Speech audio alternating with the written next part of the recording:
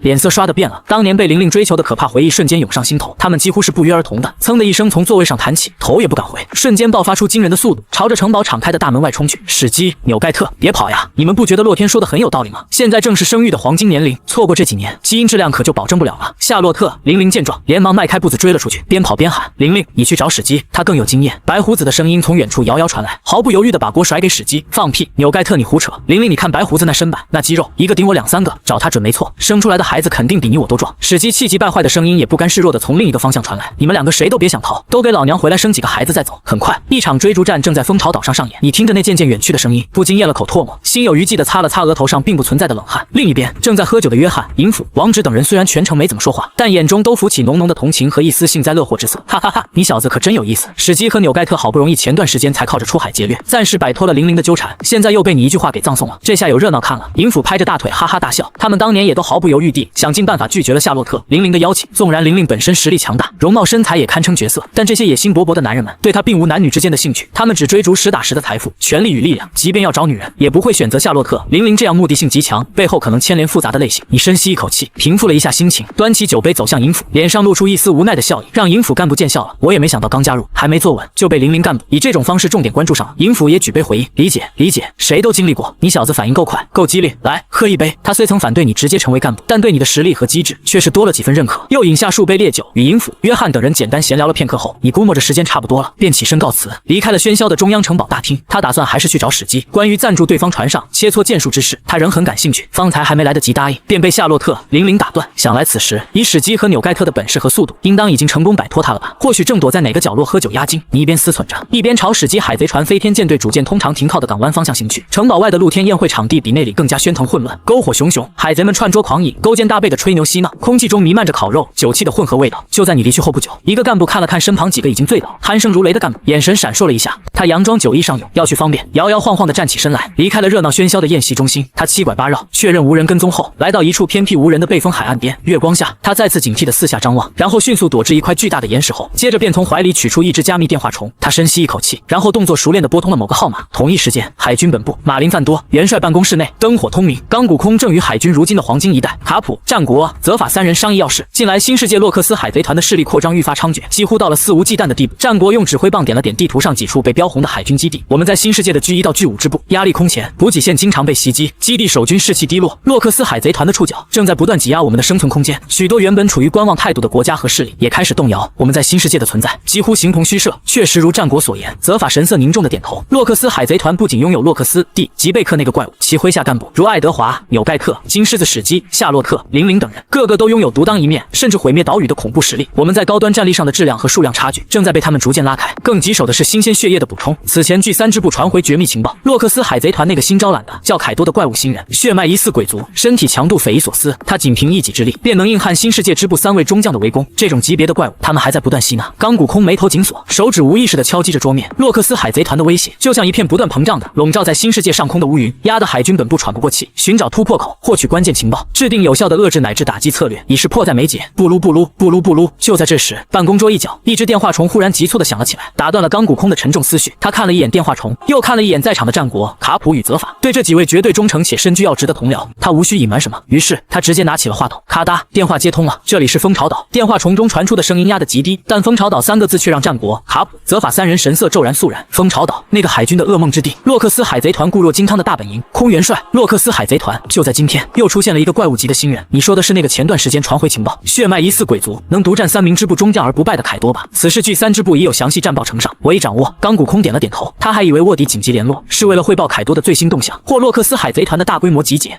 不是凯多，是另一个今天刚刚出现，实力比凯多更可怕，果实能力更诡异的新人。什么？冈古空心中一沉，他亲自遴选安插进洛克斯海贼团高层的这位卧底，心智坚韧，经验丰富，绝不可能在情报上妄言或夸大，比凯多还强的新人究竟怎么回事？详细汇报，一字不漏。是。就在今日午后，一名年轻人强行登上了蜂巢岛，单枪匹马直接闯入了核心区域。他拥有一种前所未见、十分诡异的恶魔果实能力，疑似与空间相关。他能瞬间击败3名番队长。听到这个消息，冈古空眼神一凝。洛克斯海贼团的队长，每一个都是在新世界血海腥风中搏杀出来的狠角色，实力至少堪比海军本部的精英少将，其中佼佼者甚至不弱于一些中将。瞬间击败3人，这是什么概念？紧接着，在众目睽睽之下，他展现出不俗的剑术，使用无上大快刀，正面击退了干部王直。王直的武器被斩出裂痕，本人也受了不轻的伤，场面完全是一边倒。最后还是洛克斯亲自出面，不仅没有追究他击杀队长、击败干部的行为，反而当场将他提拔成为干部。话落，办公室内的空气仿佛凝固了。洛克斯海贼团的干部个个皆是能在大海上掀起狂风巨浪，纵横新世界难逢敌手的强者，如金狮子史基、白胡子爱德华、纽盖特、夏洛特、玲玲这些人的实力，他们心知肚明。王直在干部中虽非公认的最强几人，却也是实打实的干部级，绝对是站在新世界顶点的高手之一。那年轻人能正面碾压王直，岂非意味着这个新人叫什么名字？冈古空急声追问，这将是海军最高危险名单上又一个需要浓墨重彩标记的名字。他叫洛天，好像有人往这边来了，我不能再说。嘟嘟，卧底仓促报出姓名后，通讯便戛然而断。冈古空缓缓放下话筒，在场4人皆沉默不语。良久，则卡普大大咧咧地掏了掏鼻孔，打破了沉默，脸上带着几分不爽和费解。为什么那些天赋异禀的怪物新人，一个个全往洛克斯那混蛋的海贼团跑，就不能来咱们海军本部报效正义？现在的年轻人都这么没眼光吗？可战国狠狠瞪了卡普一眼，这都什么时候了，还说这种话？不过他心底何尝没有类似的疑问和郁闷？向来严肃，以海军正义为毕生信念的泽法，此刻也只能无奈地摇了摇头。卡普这家伙有时候真是让人没脾气，但他的话也确实戳中了了海军在人才吸引上的软肋和当前的尴尬局面。钢骨空缓缓坐回椅子，目光扫过战国、泽法和卡普。战国开口分析，近期洛克斯海贼团新人辈出，尤其是那个身体强度匪夷所思的凯多，以及现在这个情报中更为诡异的洛天。我认为海军不能再坐视不管，必须调整策略，采取更积极的遏制措施。这两个怪物新人若在洛克斯的麾下完全成长起来，其破坏力和对世界秩序的威胁将难以估量。同意。泽法沉声附和。洛克斯本就拥有颠覆世界的野心和实力，如今又接连获得如此恐怖的心血补充，若让这些新人完全融入其体系，洛克斯海贼团的整体实力将在短时间内膨胀到一个我们可能难以应对的地步。届时，我们再想遏制乃至剿灭他们，付出的代价将难以想象。战国和泽法的目光最终投向了主位上的海军元帅，等待着他的最终决断。钢骨空铿锵有力道，立刻将洛天的情报列为最高机密，将其名字列入海军本部最高危险潜在目标名单序列，暂定与凯多同级，通知新世界所有支部加强戒备。同时，情报部门动用一切资源，尽可能搜集关于洛天的更多信息，包括其出身、能力细节、性格弱点。一旦发现合适的时机或确认其落单，必须不惜代价动用可能的力量，将此洛克斯海贼团的新星彻底扼杀在摇篮之中，绝不能让他成长为下一个金狮子或白胡子。同时，近期海军本部的工作重心必须向新世界倾斜，严密监视洛克斯海贼团的一切动向，尤其是干部及以上人员的活动轨迹。钢骨空一连串的命令，他认可了战国与泽法的判断，也意识到了问题的严重性。洛克斯海贼团这个盘踞在新世界的毒瘤，如今看来不仅没有衰落的迹象，反而因为不断吸纳怪物新人而变得更加棘手，更加危险了。为何那些天赋异禀、心高气傲的怪物总是会凑到洛克斯的麾下？蜂巢岛港口，月色如水。你在那艘尚未浮空的巨大海贼船旁等候了片刻，才见到金狮子史基自远处夜空中飘飘然飞回。史基的脸色显然不太好看，他邀请你的话尚未得到明确答复，就被夏洛特、玲玲那疯女人纠缠了半晌，好不容易凭借飘飘果实的机动性才狼狈脱身。他匆匆赶回宴会大厅，本想再找你说道，却发现你早已离去，这让他更觉憋闷。正要悻然登船时，他却瞥见了静静等候在船舷阴影下的你，心情顿时由阴转晴，但随即又想起这小子刚才祸水东引的缺德行为，顿时一股邪火夹杂着些许尴尬涌上心头。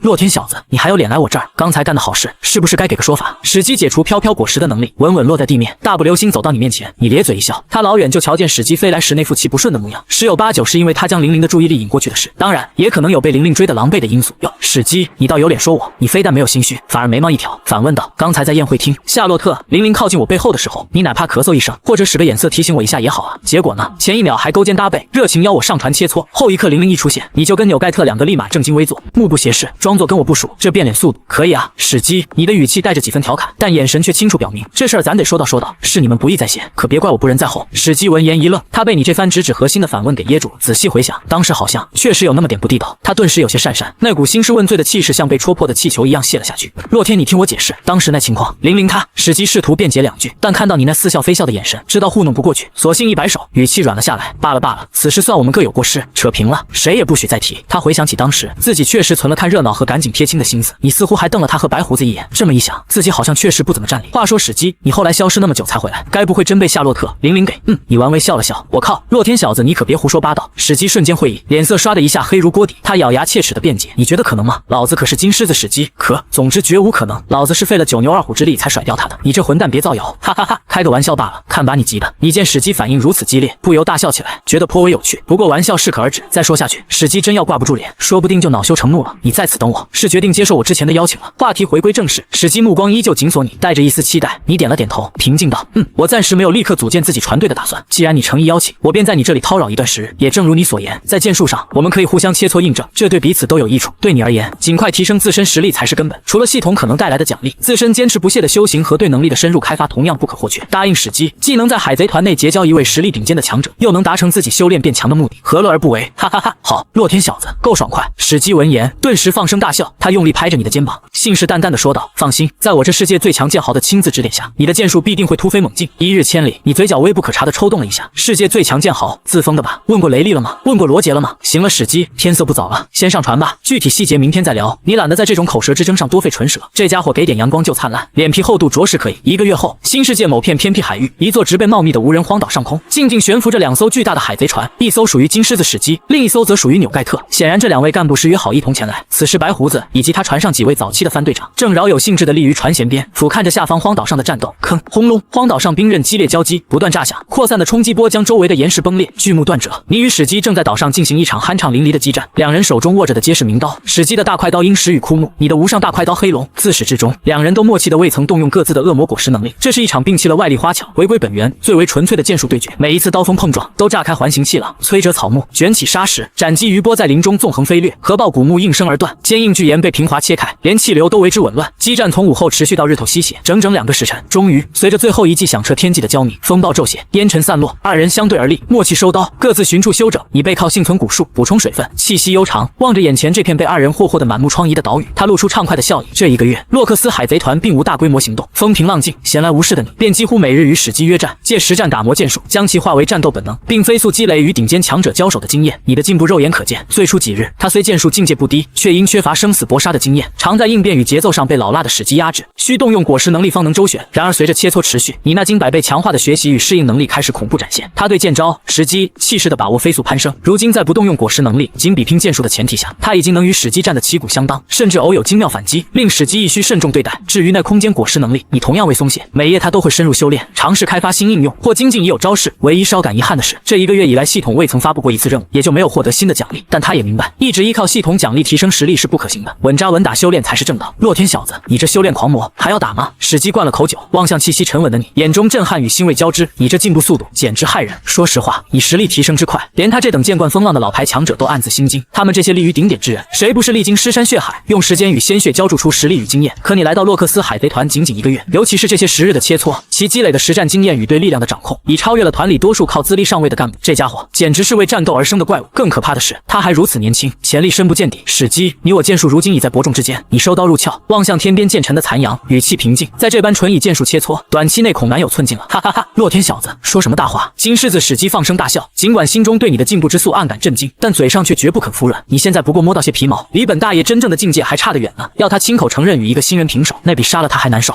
一道浑厚如闷雷的嗤笑蓦然插入。是马史基，我怎么觉着这一个月下来，你的实力不见长进，脸皮倒是厚的能挡炮弹了。白胡子自高空船头纵身跃下，庞大身躯裹挟惊人气势，落在二人身旁，震得地面微颤。他实在看不惯史基这副嘴脸，先前宴会上便自吹最强剑豪，如今与你交手数十场，次次打到力竭皆以平局收场。铁一般的事实摆在眼前，竟还能面不改色的大放厥词。这家伙的脸皮，莫非比红土大陆还厚？白胡子越想越恼，有时真想用从云切缠上震动波，一刀将这厮连人带船轰进海底喂鱼。纽盖特，你捣什么乱？史基脸色一黑，毫不客气的回敬：此乃我与洛天的剑术交流，轮得到你这不通剑道精髓的莽夫插嘴。他对这总爱拆台的家伙向来没好脸色，连自己想在晚辈面前维护点尊严都要搅局，实在可恶。呼啦啦啦，莽夫！白胡子不怒反笑，暴毙俯视着他，讥讽之意更浓。洛天这才20，便已凭自身实力跻身大海顶尖剑豪之列，这份天赋，纵观历史能有几人？他话锋一转，直刺要害。你呢？纵横大海10年，这一个月与洛天交手，可曾真正胜过一场？就这般水准，还有脸说洛天稍逊于你？字字诛心！我靠，白胡子你懂个屁！史基顿时面红耳赤，金发几乎竖起。本大爷修的是高深莫测的二刀流，双刀并用，攻防一体，变化无穷，比你这双手握一把刀的蠢笨路子艰难何止数倍，消耗的心力，需协调的精度，根本不可同日而语。不懂剑道真谛便莫妄言，你也不过是仗着那颗阵阵果实罢了。他恼羞成怒，坑的抄起插在一旁的鹰石与枯木，便要朝白胡子斩去。今天非得让这家伙闭嘴。见史基被激得率先动手，白胡子嘴角微扬，露出一丝计谋得逞的笑意。他正觉手痒，此刻正好趁势教训这厮一顿。算鸟算鸟，都不容易。而且史基刚和我激战一场，现在打赢他也是胜之不武啊！你充当起了和事佬。白胡子一听，觉得有几分道理，便冷哼一声：史基，敢不敢明天和我打一场？史基双手抱胸，来呀，我避你锋芒。这时你开口：史基，我们刚才的剑术比拼没有分出胜负，而且再打下去也不会分出胜负。这样吧，你我各使一招对方最擅长的剑招，谁模仿得更精妙，更得其神髓，甚至能加以改进或展现更深理解，谁便取胜。如何？这既能体现对剑招的理解，也能侧面说明修炼难度。因为越难的剑术，外人越难模仿精髓。哈哈哈，正合我意。史基大笑着起身，与你激战1月，他早将对方的剑术路子摸得差不多，凭他多年剑道的经验与眼力，模仿出6、7成火候绝非难事。而你要模仿自己复杂多变的二刀流，难！哈哈哈！既然你提出比试，那本大爷便先行示范，让你看看什么叫前辈的底蕴。看好了，你这招断海！史基一马当先，为显示游刃有余，他甚至只单手握紧鹰石，深吸一口气，眼中金光一闪，模仿着你的起手式与发力方式，猛地挥刀，寒芒乍现，一道100米长的剑气光波舒展飞出，撕裂空间，劈开大海。史基对自己的杰作颇为满意，傲然回首：如何？一刀流剑术虽凌厉，但招式结构果然相对简单。你这招精髓，本大爷已掌握7、8。说到底，还是我的二刀流更为复杂精深，更难修炼模仿。你淡然一笑，甚至懒得点评那漏洞百出的模仿，是吗？史基，接下来你可要瞧仔细了。你话音未落，身形已如鬼魅般移动，史基只觉腰间一轻，另一把大快刀枯木已然落入你手中。他双手分持双刃，微微弓腰，眼神瞬间变得专注而凌厉。嗡，令人心悸的剑鸣隐隐响起，并非来自刀身，而是来自你周身凝聚的剑意。道道凝实如实质，带着撕裂气息的湛蓝剑气如同活物般环绕黑龙与枯木刀身急速流转汇聚，发出低沉呼啸。旁观的史基身躯猛然一震，瞳孔骤缩，脸上笑容瞬间僵住，连一直看戏的白胡子也瞪大双眼，露出难以置信的神色。这正是金狮子史基引以为傲压箱底的绝技之一，融合飘飘果实滞空发力与二刀流狂暴斩击的起手式。你怎么可能？狮子威斩波！随着你一声低沉的喝声，双刀遵循先后次序与角度差，悍然交错劈出，哧啦，空气被蛮横撕开，一道巨大无比呈交叉状边缘闪烁狂狂暴电光的恐怖剑气斩击轰然破空而出。下一瞬，在史基与白胡子呆滞的目光中，那道 X 字斩击如同热刀切黄油般，轻而易举地将前方茫茫大海生生劈开。一道宽达数十米、笔直延伸至视野尽头的巨大沟壑赫然呈现，两侧海水被排开，久久无法合拢，露出下方黑暗海床。这威力，这气势，这斩击的凝练程度与飞行速度，史基与白胡子皆未料到，你不仅完美模仿其手势，竟能将这招施展到如此登峰造极，甚至隐隐超越原版的境界。这一非模仿，简直像是史基本人苦练数十年后的巅峰一击。不，或许在某些细节掌控与力量爆发效率上，比史基平时施展的还要完美一丝。但这还未结束，海面上的巨大沟壑尚未开始弥合，你身形骤动，他脚下空间微微扭曲，整个人凌空跃起，瞬间达至绝佳发力高度。只见他双手紧握双刀，双臂化作幻影，交错着连续挥斩。狮子威、千切骨，刹那之间，无数道剑气光波铺天盖地向下方另一片海域倾泻而出，每一道的威势与速度，皆不逊于刚才那道斩波太多。轰轰轰轰轰！方才因斩波而未平的海面，再度彻底沸腾爆炸，无数水柱冲天而起，又被后续斩击切割成更细碎的水雾。整片海域像是被无数看不见的巨刃反复犁过，变得支离破碎。而作为此招创始者，浸染10年的金狮子史基，此刻已被彻底震撼到失语。他张大嘴巴，金发在海风中凌乱。史基从极度震惊中回神，猛地催动飘飘果实能力腾空而起，飞到与你平齐高度，脸上写满不可置信，绕着你飞了2圈，仿佛要确认眼前这人是不是谁假扮的。我靠，他奶奶个腿！到底你是金狮子还是我是金狮子？本大爷才勉强将你那招相对简单的断海炼制形似，你小子倒好，不声不响，不但将我压箱底的绝招斩波和千切骨全数学会，更施展得如此完美无瑕。嗨嗨，洛天小子，你给我老实交代，你究竟是如何将我的杀招在短短1月内就练到这般匪夷所思的境界的？你笑了笑，很简单，有手就行，菜就多练。史基差点被气到两眼一晕，你的斩波与千切骨余威未散，将附近海域搅得天翻地覆。10几海里外，一艘帆上绘着独特骷髅8字胡笑脸标志的海贼船，正悠然航行在新世界的航线上。船的主人是未来将加冕海贼王之名的传奇戈尔蒂·罗杰。如今的罗杰海贼团已是新世界威名赫赫，令海军本部都深感头疼的顶级势力，其实力足以纵横四海。除了那座由无数怪物聚集的庞然大物洛克斯海贼团，几乎无人能出其右。船长罗杰实力深不可测，霸气强横，剑术精妙，体魄强悍，与白胡子、金狮子等顶尖强者相比毫不逊色，某些方面甚至犹有过之。副船长冥王希尔巴兹雷利智勇双全，剑术通神，核心干部斯巴克贾巴实力同样深不见底。此刻罗杰海贼船上气氛轻松，船员们擦拭武器，整理风帆。罗杰正拿着酒瓶与雷利、贾巴说笑，发出爽朗的笑声。然而异变陡生，一道巨大无比的金色10字斩波骤然从远方岛屿方向破空起来，速度之快，威势之猛，仿佛要将大海连同这艘船一起劈开。船上轻松的氛围瞬间凝固，甲板上金发短须、戴着眼镜的雷利眼神一凛，右手迅速搭上剑柄，拔剑转身挥斩，枪清越剑鸣声中，一道凝练如月的斩击迸发而出，精准地迎上了金色10字斩。轰！震耳欲聋的巨响在海面炸开，两道恐怖斩击猛烈碰撞，爆发出刺目光芒和四散飙射的剑气乱流，狂风骤起，船帆猎猎作响，海面被炸出巨大凹陷。最终，金色斩击被雷利凌空劈碎，化作光屑消散。则雷利稳稳落回甲板，反手归剑入鞘。他推了推眼镜，目光凝重地望向岛屿方向。这道斩击的气息是金狮子史基，他从斩击残留的能量波动中捕捉到了一丝熟悉的气息。船舷边正擦拭着巨大战斧的贾巴头也不抬地肯定道：“你没感觉错，雷利，这确实是金狮子史基的斩波。”他顿了顿，露出一抹意味深长的笑容。距离这么远，威力已被大幅削弱，又或者那家伙根本没把我们放在眼里，只是随手使刀打偏了方向。一直站在船首的罗杰发出豪迈的大笑，哈哈哈哈哈！真是巧遇啊！没想到在这偏僻海域还能碰到史基那嚣张的家伙，这是打招呼的新方式吗？笑着笑着，罗杰缓缓闭上眼睛，脸上的笑容稍稍收敛，他独有的近乎聆听万物之声的顶阶剑纹色霸气无声弥漫开来。有意思，他嘴角扬起饶有兴致的弧度。岛上确实有史基，还有纽盖特，但是刚才的斩波和千切骨施展者并非史基本人。此言一出，雷利神色微变，连贾巴也停下了擦拭斧刃的动作，露出亚色。在他们的感知中，那道斩击分明散发着史基独有的剑意气息，如同个人笔记般独特。若非史基本人，谁能将他的招牌绝技施展到如此骇人的地步？罗杰继续沉声道：“岛上还有第3个人，一个年轻人，刚才的斩击就源自于他。看来洛克斯海贼团里又出了一个不得了的怪物。”雷利与贾巴心中惊异更甚，一个年轻人能施展出史基的压箱底绝技，他们毫不怀疑船长的判断。罗杰那聆听万物之声的剑纹色霸气以真化境，在气息辨别上绝无谬误。小心，又来了！罗杰忽然再次开口，雷利、贾巴准备迎击。两人瞬间掠至船首，严阵以待。远处海面陡然掀起狂猛波涛，数十道稍小但同样凌厉无比的金色斩波铺天盖地袭来。是千切骨，雷利长刀再次出鞘，化作一片银色光幕，精准击碎左侧袭来的斩击。贾巴低喝一声，双手抡起沉重战斧，迎着右侧斩击群悍然劈落，斧刃上漆黑的武装色霸气如同燃烧的火焰。轰轰轰！在雷利精妙剑术与贾巴开山裂石的巨力之下，所有金色斩击尽数被拦截击溃，剧烈冲击激起漫天水花，船只如同在暴风雨中颠簸，但始终稳如磐石。危机解除，雷利甩了甩剑上的水珠，罗杰眼中兴奋之色更浓。有趣，太有趣了！变更航向，目标前方那座岛屿。既然人家用这么热情的方式打招呼，我们不去回个礼，岂不是太失礼了？去会一会史基和纽盖特这2位老朋友，以及那位能够完美施展史基剑术的神秘年轻人。他的战意被彻底点燃，能将史基招牌剑术施展得如此完美的年轻人，绝非寻常之辈，这勾起了他强烈的好奇与好胜心。况且能与纽盖特、史基并肩而立，必是洛克斯海贼团内地位不低的人物，很可能是新新晋干部，但洛克斯海贼团何时多了这样一号惊世骇俗的年轻干部？为何之前毫无提及？雷利与贾巴对视一眼，心中同样涌起强烈的好奇与凛然。他们也被那年轻人展现的实力所震撼。尽管罗杰海贼团在顶尖战力数量上略逊于洛克斯海贼团，且一贯避免无意义的全面消耗，但这绝不代表他们畏惧。他们的巅峰战力质量足以和洛克斯海贼团的核心干部正面抗衡。真正的较量永远在巅峰的那几人之间。无人岛屿岸边，三人围坐在篝火鱼镜旁，喝着烈酒，谈笑风生，气氛难得融洽。不过，白胡子和史基偶尔看向你的眼神深处，仍会掠过一丝难以掩饰的炽热与盘算，那是对未来力量的渴望与招揽之意。他们都坚信自己终将脱离洛克斯麾下，组建自己的海贼团，内心的骄傲与野心，岂会甘于长久屈居人下？洛克斯海贼团高层内部分化日益浓重，早已令崇尚不同理念的他们心生疏离。但这仅是深藏心底的盘算。洛克斯那深不可测的实力与野心，依旧如同达摩克利斯之剑，凌驾于所有人之上。在拥有绝对把握之前，无人敢轻举妄动。突然，正端着酒碗的白胡子与同样在灌酒的史基，几乎在同一瞬间猛然起身，两人脸上的轻松之色一扫而空，取而代之的是如临大敌般的凝重。他们的目光如电般射向远处海面，你也察觉到气氛巨变，毫不犹豫地站起，视线投向海天相接之处。远处海平面上，一个船形黑点正在迅速扩大，你立刻施展空间感知，如同雷达般向前扩散。顿时，你看到了那艘船上传来的数道强大气息。丁，检测到特殊高能反应接近，触发临时挑战任务。任务内容：面对未来海贼王戈尔弟罗杰及其麾下传奇强者。任务要求：以罗杰海贼团为试炼之时，展现修行成果。此战旨在切磋与扬名，不论胜负。任务奖励：高阶霸王色霸气。你身躯微震，眼神瞬间锐利如刀，再度望向那艘已然清晰可见的船只。罗杰海贼团，难怪连白胡子和金狮子都如临大敌。得知来者身份，你心中那股不服输的战意轰然升腾。这不仅是与传说强者交锋，更是检验自身修行成果，在大海上刻下名号的绝佳试金石。此时，罗杰海贼船已迅速逼近海岸，船上的身影逐渐清晰。头戴船长帽，红色外套随风浮动的罗杰，金发眼镜，神色锐利的雷利，手持战斧，跃跃欲试的贾巴。哈哈哈哈！好久不见，纽盖特，还有史基你这家伙。罗杰立于船首，身侧站着副船长雷利与战斗员贾巴。少套近乎。罗杰，白胡子声音浑厚，今天既然在这荒岛遇上，便分个高下，老子定要胜你一回。话音未落，他已然动了，无上大快刀从云切重重一顿，随即沉腰蓄势，那星月般的宽大刀刃上瞬间浮现出一层半透明的扭曲光线的震荡光晕。下一瞬，他毫不犹豫地朝前方广阔海面悍然一刀斩落。轰！携带恐怖震荡之力的冲击波骤然爆发，以从云切刀尖为起点，前方空间如同脆弱的玻璃般迸裂出无数蛛网裂痕，道道白色裂痕疯狂蔓延，发出咔嚓咔嚓声。原本平静的海面，在这股强大力量作用下，顿时掀起滔天蔽日的巨型海啸，数十米高的巨浪朝着罗杰的海贼船猛扑而去。海啸未止，窒息般的风压已让船帆猎猎狂响，船体剧烈摇晃。船上一些年轻船员目睹此景，眼中掠过惊惧，这等天灾般的攻击已超出常人理解范畴。喂，